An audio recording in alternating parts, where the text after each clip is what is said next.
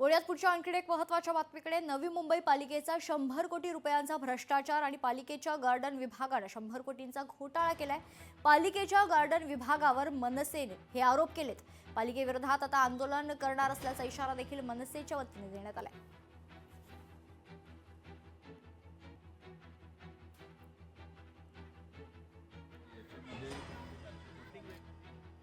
Garden डिपार्टमेंटच्या 2024च्या आम्ही निविदा काढल्या। त्याच्यात स्पष्ट दिसतंय नवीन खेळणी आणि ओपन जिमचं साहित्य 5 कोटी रुपयाच्या निविदा आहेत।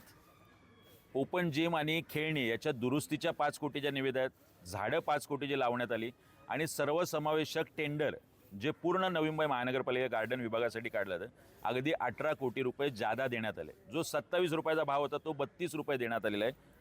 हा एका वर्षभरातला 30 ते 33 कोटीचा घोटाळा आहे। विधिमंडळाचं अधिवेशन चालू, राज्य सरकारने याची दखल घ्यावी, निपक्ष चौकशी करून याची 5 वर्षाची श्वेतपत्रिका काढावी अशी मनसे म्हणून आम्ही मागणी करतो। लोकशाही मराठी ऐका, पहा, जागरूक रहा।